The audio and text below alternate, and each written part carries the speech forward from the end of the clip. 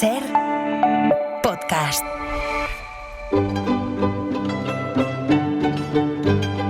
En La Ventana acontece, que no es poco. Un relato personal de la historia, con Nieves con Costrina. Cadena Ser.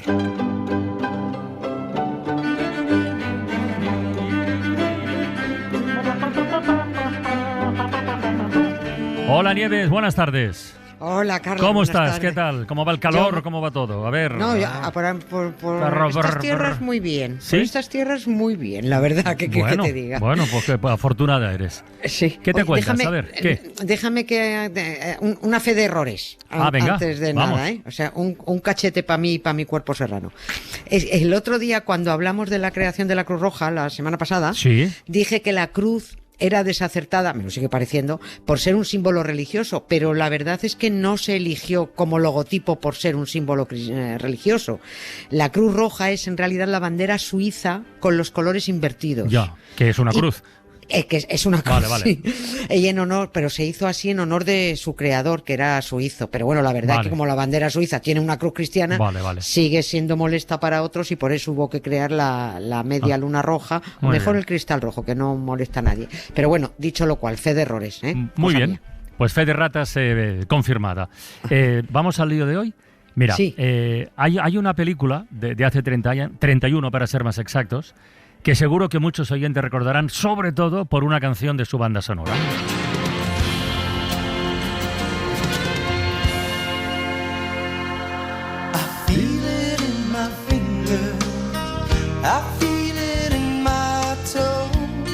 Yo creo que nos suena, ¿verdad? Y no solo esta, porque la peli tenía un montón de buenas canciones, porque había mucha fiesta y había que bailar. La película en cuestión se tituló 4 bodas y un funeral. Se puede recuperar, porque yo creo que envejeció bastante bien. Es una comedia romanticona, pero que funciona. Y me he acordado de ella porque hoy, en este Acontece que no es poco, sentamos las bases no de una comedia, sino de un drama histórico. Pero el título sería muy parecido. Una boda y un funeral, empate. Una boda y un funeral. La de las 4 bodas divertidísima. Sí, a mí me gustó Se pasa mucho. toda la película corriendo de un sitio para otro. Sí, y llegando tarde a los sitios. Sí, además me acuerdo, perdón, pero siempre decía coño, que siempre corriendo de un sitio a otro. Pues verás, es que repasando en mi archivo los centenares de asuntos que hemos tratado en esta sección de mamarrachadas varias históricas, y digo centenares por no decir más de 2000. Llevamos muchos ya, ¿eh? Sí. Joder, qué bien. Me encuentro con cosas muy interesantes que a veces se han quedado a medias o que prometí retomar para completarlas. Y lo que pasa es que luego me lío más que la pata un romano y no retomo. Y en este final de temporada voy a reparar en algunos asuntos, o a refrescarlos porque tenían chicha interesante. A ver. El de hoy, por ejemplo, que además nos va a dar para enlazar varios asuntos y que dará para 2 o 3 acontecidos más. De estos que a muchos oyentes les gusta, me lo dicen varios, escuchar seguidos al final de la semana cuando están haciendo salmorejo o marmitaco. Entonces los ponen todos fijos ahí o dándole a la bici, da igual. El 30 de junio de 1559 se estaban celebrando en París una serie de actos de lo más vistosos por la boda de la niña Isabel de Valois, de 13 años, hija del rey de Francia, Enrique II, y que ni siquiera la niña había tenido su primera menstruación, y la iban a casar con el señor mayor Felipe II, que tenía 32. Y no sé si alguien en estos momentos está con eso del presentismo y con que no se puede criticar lo que se hacía en el siglo XVI, porque entonces estaba bien hecho, porque era lo que se hacía, pues yo con todo mi cariño se ruego que se vayan a pastar. La boda de la niña con el señor Felipe II se había celebrado por poderes unos días antes de aquel 30 de junio en la Catedral de Notre Dame. Porque como eran acuerdos mercantiles, pues no hacía falta que fuera el novio a casarse. Él iba su agente, que fue el duque de Alba, y listo, ya está. Y en las celebraciones tampoco estaba el novio. Solo había representantes españoles y luego los franceses, que estaban tan contentos ellos porque habían colocado a la niña. Pero aquello acabó en desastre. La boda acabó en un funeral. Hoy es un día que jamás podré olvidar. La gente se arrodilla y mira. Hoy es mi funeral. Yo no quiero que me traigan ramos. Lo que quiero es que no me coman los gusanos. Oye, por lo que recuerdo de otras ocasiones en las que hemos hablado un poquito de esto, el funeral fue por el padre de la novia, ¿no? O sea, Sí, por el por el suegro de Felipe II. Exactamente, por Vale. el padre, por el suegro, por Enrique II. El suegro de Felipe II era Enrique II. Se apellidaban igual, mira tú.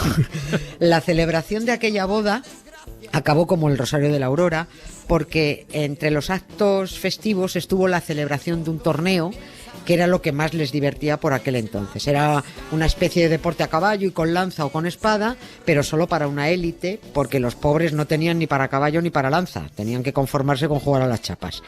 Se volvió un deporte tan elitista que solo se celebraba para disfrute de la aristocracia.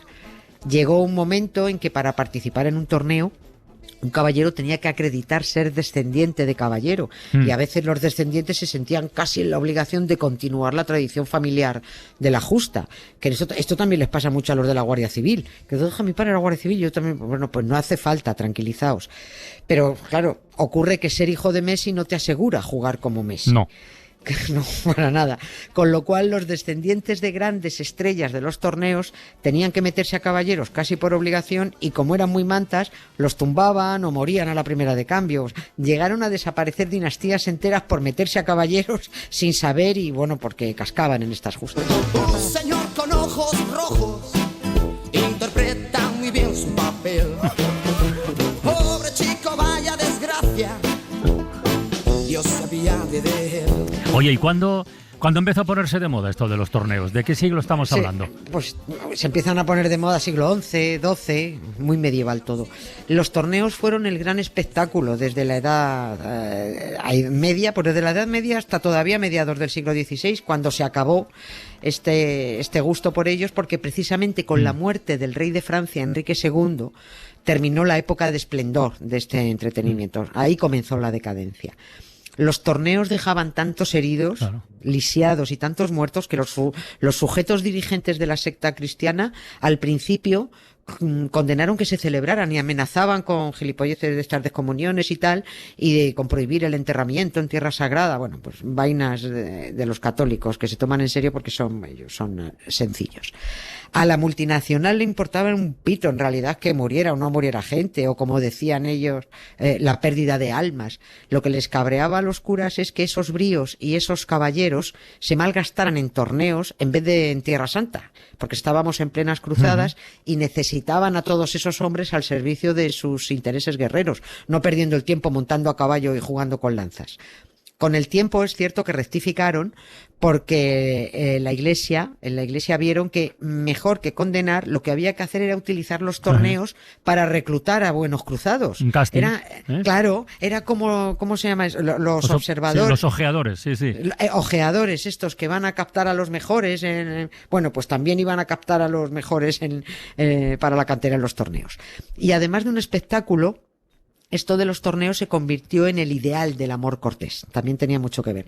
Por un lado era un show de valientes machos midiendo sus fuerzas y sus habilidades, y por otro era una exhibición ante las damas para ligárselas o para defender su honor o simplemente para presumir ante ellas. Mira cómo cojo la lanza, chati. Bueno, el espectáculo de los torneos fue creciendo de tal manera que se levantaban impresionantes escenarios y los caballeros salían a batirse y a pavonearse luego como si fueran un Balón de Oro. Oye, ¿y estos torneos se organizaban, digamos, por ahí por Europa o también se daban espectáculos de este tipo por estas tierras? Esto era como el fútbol, esto es un espectáculo internacional, era internacional, aquí también. Incluso podían quedar, por poner un caso, aquí para pegarse caballeros de otros lugares, como cuando se juega un partido grande, un Francia-Inglaterra, pero juegan en Sevilla, Sí. pues lo mismo podían hacer.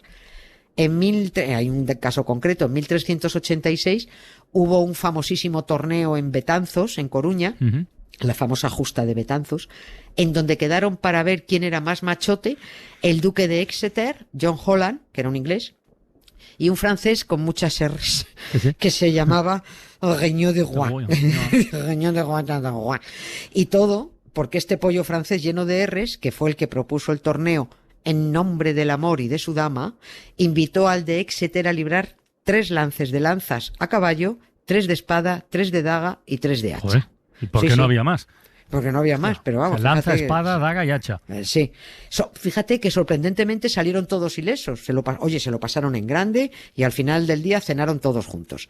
Pero hubo otro torneo, porque esto era un entretenimiento, pero hubo otro torneo años después, en junio de 1428, en Valladolid, que esto ya tuvo una puesta en escena, vamos, que esto ya sí que fue como una final de la Champions. Montaron un teatro en la Plaza Mayor de Valladolid, donde se iban a celebrar las justas, con una escenografía que consistía en una enorme torre de madera rodeada de otras 12 torres más pequeñas. Bueno, cuando ya estaba todo el mundo ahí situado y expectante, apareció en la torre más grande el rey de Castilla, Juan II. Para situarlo, este es el padre de la golpista y pecadora Isabel la Católica. Bueno, pues apareció Juan II disfrazado de Dios.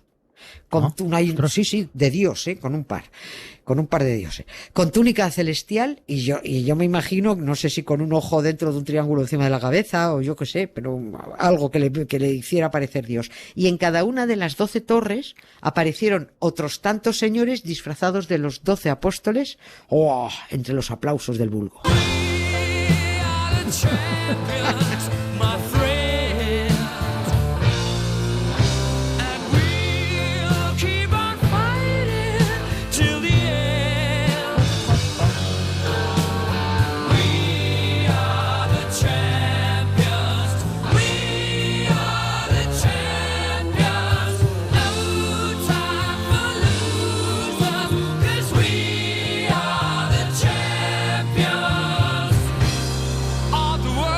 O sea, por seguir con el paralelismo del fútbol, está claro que los caballeros estos de los torneos eran entonces como las estrellas del fútbol de hoy, ¿no? Sí, Una cosa parecida. Sí, eran estrellones. O como eran también los gladiadores en Roma, o los aurigas de las cuadrigas, que a mí el cuerpo siempre me pide decir aurigas y cuadrigas. Bueno, sí, a mí también. Y sí, es verdad. Pero no lo sé. Pero no. Pues no, los aurigas de las cuadrigas. O sea, que eran los pilotos de carrera, de las carreras de carros con caballos. Todas las épocas necesitan sus ídolos y gente a la que pedir autógrafos. Si ahora los chavales tienen ilusión por ser futbolistas, antes querían ser caballeros para batirse en torneos y ganar fortuna y ganar posición social. Felipe de Navarra, uno que fue rey consorte muy antiguo, dijo que había que invertir la juventud en trabajar para conseguir honor, reconocimiento por el valor y para adquirir posesiones temporales y riqueza mediante la que vivir honorablemente. Y todo esto la verdad es que lo facilitaban los torneos. Hace pocos años, yo también te digo, nuestros mayores nos decían que la juventud había que invertir en una carrera universitaria para conseguir lo mismo que decía el navarro en el siglo XIV. Yo creo que ahora para conseguir honor, valor y riqueza hay que hacerse fontanero. Eso es lo más seguro. Pero es cierto que en los siglos XII al XV el prestigio te lo daban los torneos.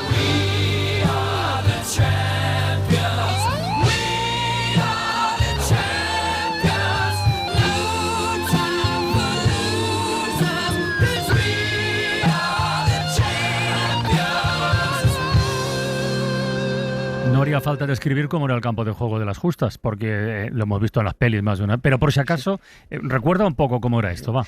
A ver, yo no sé si tú lo has visto o si lo han visto los oyentes. La peli El último duelo. De Ridley Scott, sí.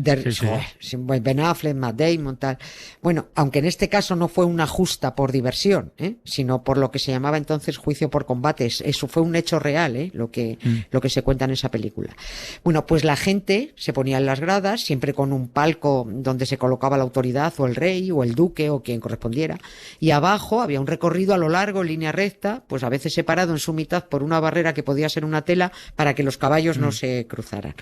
Un caballero se ponía en un extremo, el otro se ponía en la otra punta y arrancaban uno hacia el otro lanza en ristre. Se trataba de romper la lanza contra el contrincante o descabalgarlo o hacer que perdiera el yelmo, el casco, por el golpe o dar con la lanza en determinados puntos de la armadura. Pues es que esto dependía de la modalidad. Claro.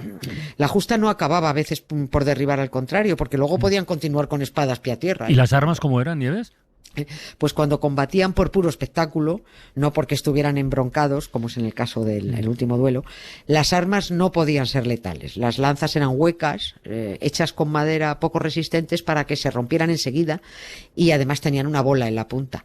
Y las espadas no cortaban ni pinchaban, se llamaban espadas corteses o graciosas, porque si el que la usaba no tenía mala leche no hacían pupa. Y además los caballeros iban protegidos en las justas con muy buenas armaduras, 30 o 40 kilos de armadura que protegía especialmente las partes más expuestas en el impacto, la cabeza, el hombro izquierdo, que era donde apuntaban todos. Bueno, y dicho todo esto, ya podremos seguir con lo que se supone íbamos a contar hoy, que no hemos contado todavía. El torneo en el que el rey de Francia, Enrique II, se metió donde no debía y a pegarse sin saber cómo tenía que pegarse, y a que aquellos festejos por la boda de su hija, la niña Isabel de Valois, con el señor mayor rey Felipe II de España, acabara en un funeral. Mañana o cuando sea más. Mañana. Mañana.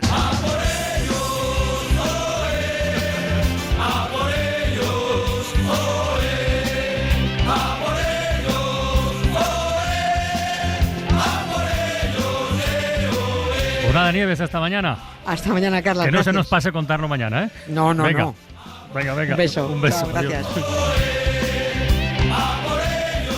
Para no perderte ningún episodio, síguenos en la aplicación o la web de la SER, Podium Podcast o tu plataforma de audio favorita.